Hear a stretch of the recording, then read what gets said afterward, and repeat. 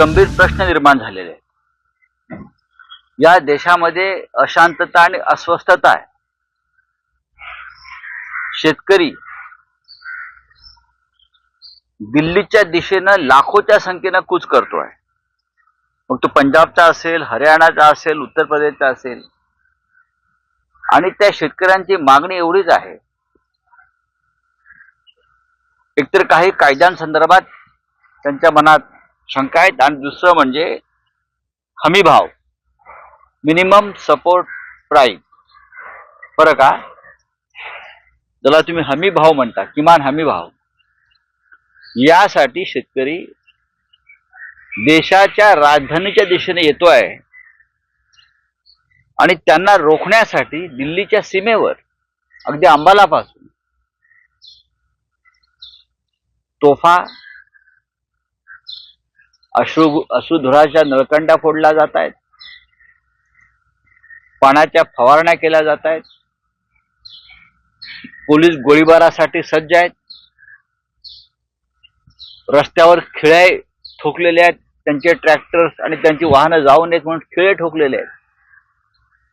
त्यानंतर काही ठिकाणी पक्क्या भिंती उभ्या केलेल्या आहेत। देशाच्या स्वातंत्र्य लढ्यामध्ये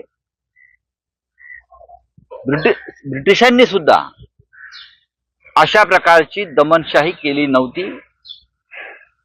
ती दमनशाही मोदी सरकार शेतकऱ्यांच्या विरोधात करत आहे।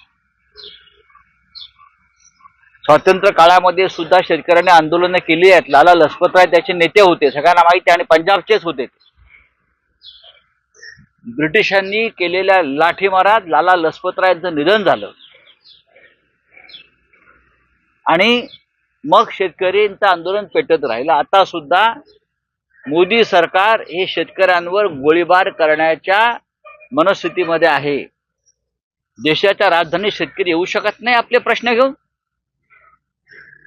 देशाची राजधानी मोदींच्या मित्राच्या नावावर केल्याच उद्योगपतींच्या। हिंदुस्थानच्या राजधानीमध्ये जर शेतकरी येणार असेल आपले प्रश्न मांडण्यासाठी, आणि जर त्याला रोखलं जात असेल, तर ही एक प्रकारची हुकुमशाही, एकाधिकारशाही, झुंडशाही आणि गुंडगिरी सरकारची सुरू आहे। तुम्ही स्वामीनाथन यांना भारतरत्न देता। भारतरत्न स्वामीनाथन यांनी शेतकऱ्यांच्या शेतमाला संदर्भात किंवा कृषी संदर्भात काही सूचना केल्या होत्या, काही मार्गदर्शन होतं। त्यात हमी भाव शेतकऱ्यांना मिळावा अशी त्यांची मागणी। हेच मोदी सरकार 2014 पासून सांगत आहे, शेतकऱ्यांचं इन्कम दुप्पट, डबल केलं जाईल। डबल इन्कम, सिंगल सुद्धा मिळत नाहीये। पीक विमा योजनेचं बोजोरा उडालेला आहे महाराष्ट्रामध्ये, बरं का। शेतकरी ज्या स्थितीशी झुंजतोय, गारपीट असेल, अवकाळी पाऊस असेल, कोणी बांधावर जायला तयार नाही, सगळे राजकारणामध्ये अडकलेले आहे। आणि तुम्ही शेतकरी आंदोलन करतोय, त्यांना रोखताय। काल माननीय उद्धव ठाकरे हे उत्तर महाराष्ट्रात होते, संभाजीनगरला होते, आणि त्यांनी हा प्रश्न प्रत्येक सभेत मांडलेला आहे। मला असं वाटतं लवकरच एक पत्रकार परिषद घेऊन उद्धव साहेब शेतकऱ्यांच्या आंदोलनासंदर्भात एक आपली भूमिका स्पष्ट करतील। पण ज्या पद्धतीनं शेतकऱ्यांवर तोफा रोखलेल्या आहेत, अश्रुधूर सोडला जातोय, त्याचा निषेध आम्ही करतो, धिक्कार करतो।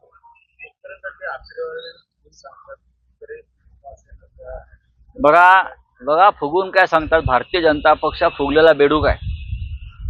हा बेडूक किती फुगला तरी बैल होणार नाही, हे प्रत्येक वेळेला आकडेच फुगवून सांगतात।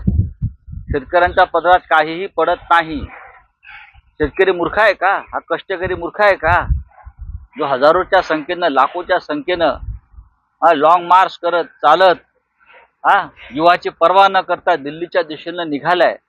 तुम्ही काय त्यांना वेडा समजताय, मूर्ख समजताय?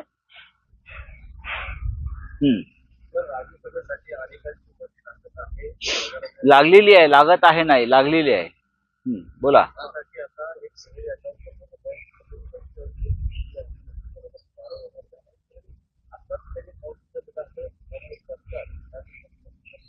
काय बघणार त्याच्यामध्ये? प्रफुल्ल पटेल यांची 4.5 वर्ष शिल्लक असताना ते परत निवडणुकीला उभे राहिले. या देशामध्ये असं कधी घडलं नव्हतं. याचा अर्थ स्पष्ट आहे की प्रफुल्ल पटेल यांच्यावर अपात्रतेची तलवार जी टांगती तलवार जी आहे त्यांना अपात्र करण्यासंदर्भात शरद पवारांचा राष्ट्रवादी काँग्रेस पक्ष जी कारवाई करते त्याच्यामध्ये प्रफुल्ल पटेल हे अपात्र ठरले असते आणि ते अपात्र ठरतील, आपण अपात्र ठरू म्हणून त्यांनी अजित पवारांच्या गटातून पुन्हा एकदा राज्यसभेची उमेदवारी केली. चंद्रकांत हंडोरे यांच्या उमेदवारीचे मी स्वागत करतो. मागच्या विधान परिषद निवडणुकीत अशोक चव्हाण आणि त्यांच्या गटानं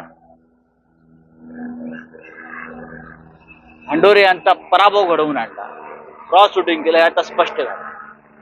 त्याच्यामुळे काँग्रेस पक्षातला एक महत्वाचा दलित चेहरा निवडून त्यांना राज्यसभेवर पाठवणं हे अत्यंत महत्वाचं होतं आणि चंद्रकांत हंडोरे यांना आम्ही सगळ्यांनी पाठिंबा दिलेला.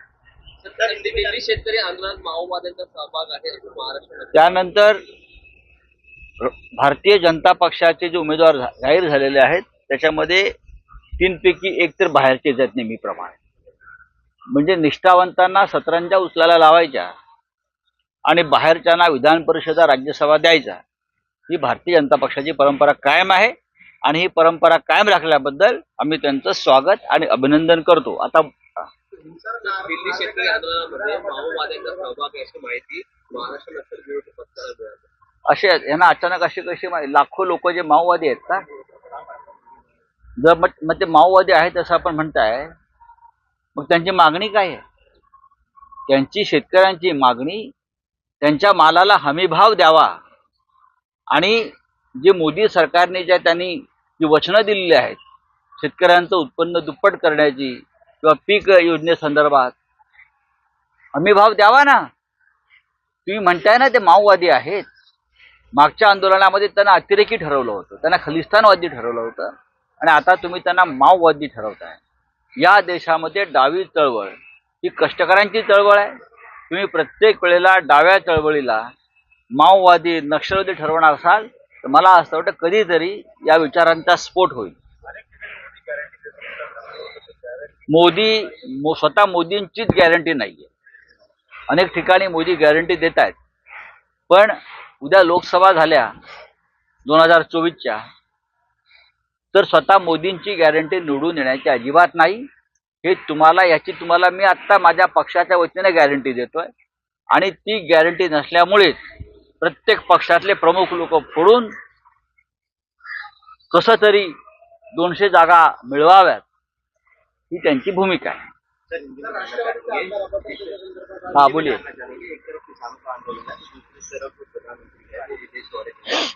जब भी देश में संकट होता है, जब भी देश पर संकट आता है, एक तो मोदी विदेश में रहते हैं प्रधानमंत्री या किसी जंगल सफारी में बिजी रहते हैं. जब पुलवामा में अटैक हो गया, हमारे 40 जवानों की शहादत हो गई, तो प्रधानमंत्री मोदी जी जिम कार्बेट के जंगल में सफारी कर रहे थे, शूटिंग कर रहे थे. और अब हमारा किसान दिल्ली की तरफ मार्च कर रहा है. हाँ, उनके बहुत सी समस्या है, चाहे मिनिमम सपोर्ट प्राइस हो चाहे और कुछ हो.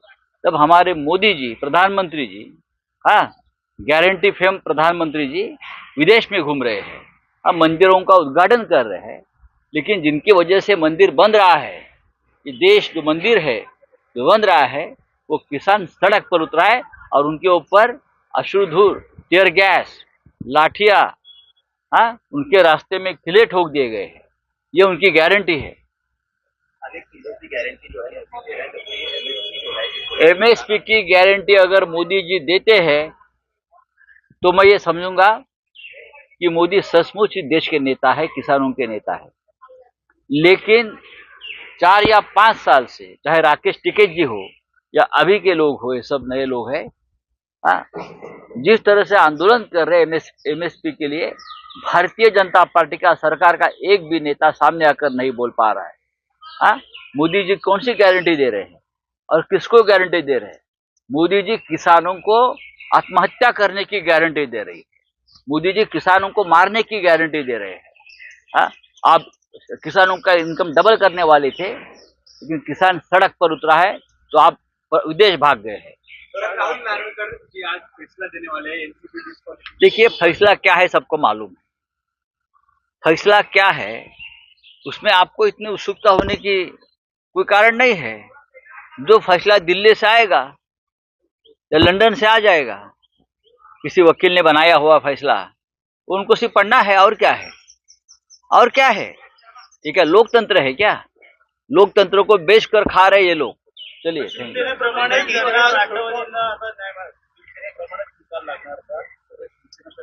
हे पहा, उद्या अशोक चव्हाण यांनी जरी काँग्रेसवर दावा सांगितला असता, अशोक चव्हाण यांनी की मीच खरी काँग्रेस आणि मलाच हात द्या, सोनिया गांधी कोण किंवा मल्लिकार्जुन खरगे कोण, हा अशोक चव्हाणांनी दावा सांगितला असता, तरीही निकाल हा इलेक्शन कमिशन असेल, विधानसभेचे स्पीकर असतील किंवा लोकसभेचे अध्यक्ष असतील, हा निकाल त्यांच्याच बाजूने लागला असता। ही गॅरंटी आहे, मोदींची हीच गॅरंटी आहे। पक्ष फोडा, आधी भ्रष्टाचार करा, मग पक्ष फोडा, मग आमच्या पक्षात या आणि मूळ पक्षावर दावा सांगा। मग तो किती मोठा पक्ष असेल, किती जुना पक्ष असेल, तुमचा जन्म त्या पक्षात झाला नसला तरी तुम्ही त्या पक्षावर दावा सांगू शकता आणि तो पक्ष मिळवू शकता। ही एकमेव मोदी गॅरंटी आहे। त्याच्यामुळे अशोक चव्हाण यांचं मी अभिनंदन करतो की शिंदे आणि अजित पवार यांच्याप्रमाणे त्यांनी काँग्रेस पक्षावर दावा सांगितला नाही। जर त्यांनी दावा सांगितला असता तर त्यांना हात चिन्ह निवडणूक आयोगाने नक्की दिले असतं आणि इंडियन नॅशनल काँग्रेस ही अशोक चव्हाणांची, हे सुद्धा त्यांनी जाहीर केलं असतं। दिस इज मोदी गॅरंटी। थँक्यू।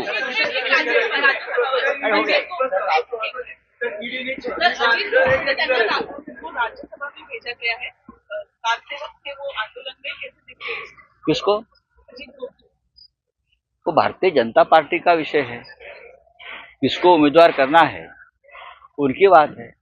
अगर वो कारसेवक थे और उनको उम्मीदवारी मिली है तो उसमें हमको दर्द होने की जरूरत नहीं है। अच्छी बात है ना, पार्टी के संगठन से जुड़े हुए व्यक्ति है। अशोक चव्हाण तो कल आए हैं, 24 घंटे में उनको राज्यसभा आपने दे दी है। वो तो पुराने कार्यकर्ता हो गए, तो उनका स्वागत करना चाहिए।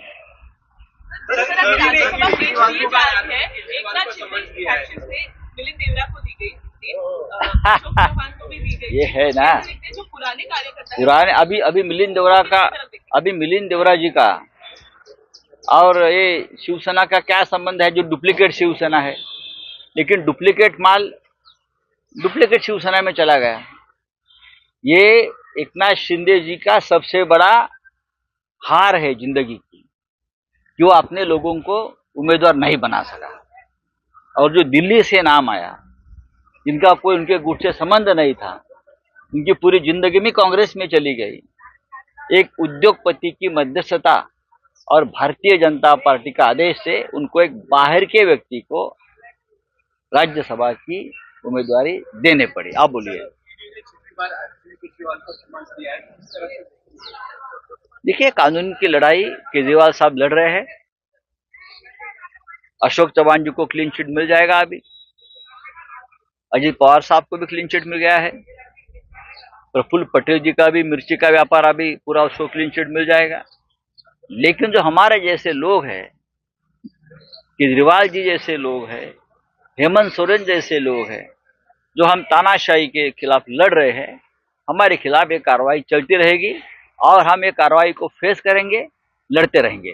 से लाईव्ह अपडेट मिळवण्यासाठी आता साम टीव्हीच्या सर्व सोशल मीडिया प्लॅटफॉर्मला लाईक, फॉलो आणि सबस्क्राइब करा। तसंच सर्व